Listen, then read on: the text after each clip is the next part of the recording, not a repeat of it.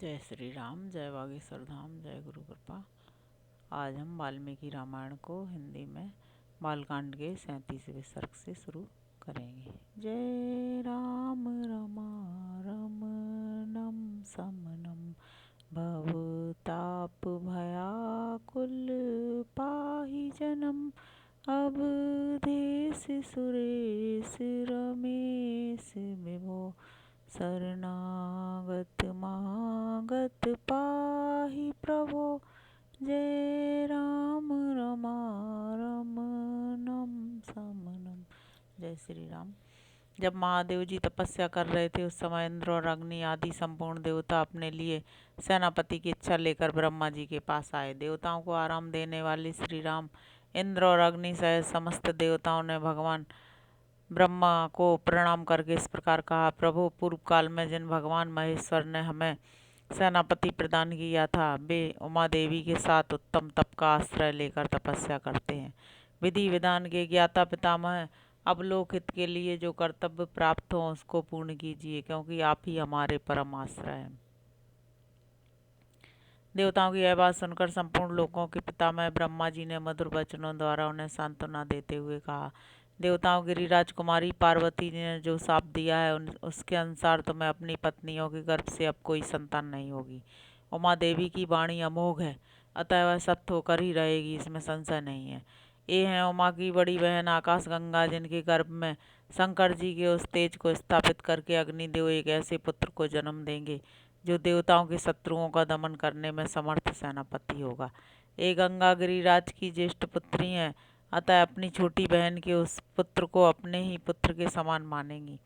उमा को भी यह बहुत प्रिय लगेगा, इसमें संशय नहीं है। रघुनंदन ब्रह्मा जी का यह वचन सुनकर सब देवता कृतकृत हो गए।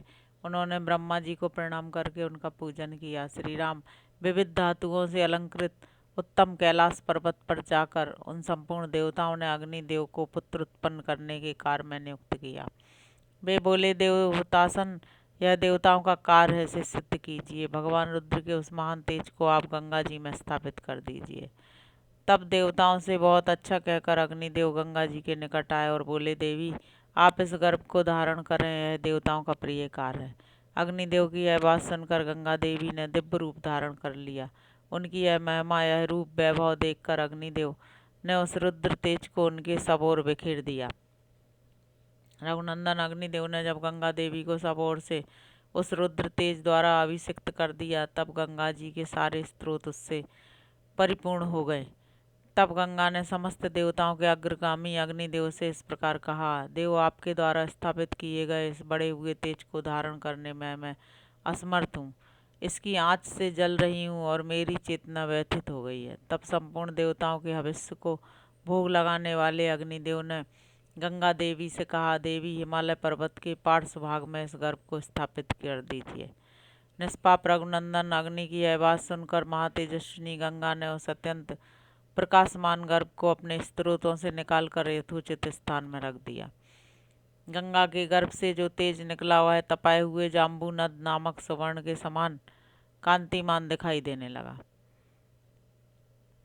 पृथ्वी पर जहाँ वह तेजस्वी गर्भ स्थापित हुआ, वहाँ की भूमि तथा प्रत्येक वस्तु सुवर्णमयी हो गई। उसके आसपास का स्थान अनुपम प्रभा से प्रकाशित होने वाला रजत हो गया। उस तेज की तीक्ष्णता से ही दूरवर्ती भूभाग की वस्तुएं तांबे और लोहे के रूप में परिणित हो गई।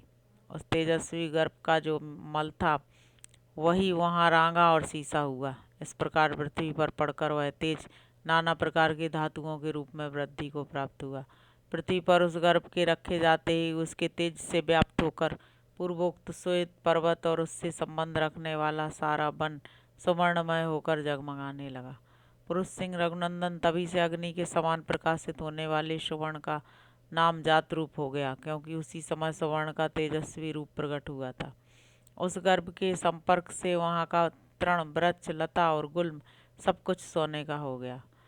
तदंतर इंद्र और मरुदगणों सहित संपूर्ण देवताओं ने वहाँ उत्पन्न हुए कुमार को दूध पिलाने के लिए 6 कृतिकाओं को नियुक्त किया।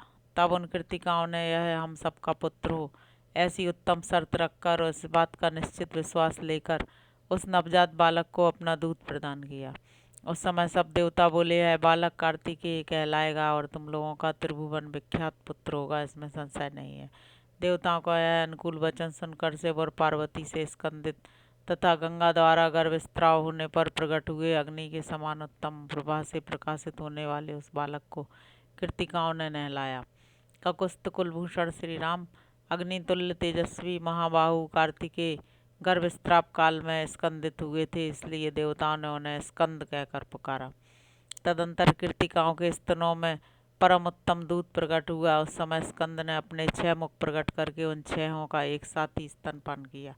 एक ही दिन दूध पीकर उस सुकुमार शरीर वाले शक्तिशाली कुमार ने अपने पराक्रम से दैत्यों की सारी सेनाओं पर विजय प्राप्त की। तत्पश्चात अग्नि आदि सब देवताओं ने मिलकर उन महातेजस्वी स्कंद का देव सेनापति के पद पर अभिषेक किया। श्री राम, यह मैंने तुम्हें गंगा जी के चरित्र को विस्तार पूर्वक बताया है। साथ ही कुमार कार्तिकेय के जन्म का भी प्रसंग सुनाया है, जो श्रोता को धन्य एवं पुण्यात्मा बनाने वाले हैं। काकुस्त, इस पृथ्वी पर जो मनुष्य कार्तिकेय में भक्ति भाव रखता है, वह श्लोक में दीर्घायु तथा पुत्र पौत्रों से संपन्न हो मृत्यु के पश्चात स्कंद लोक में जाता है।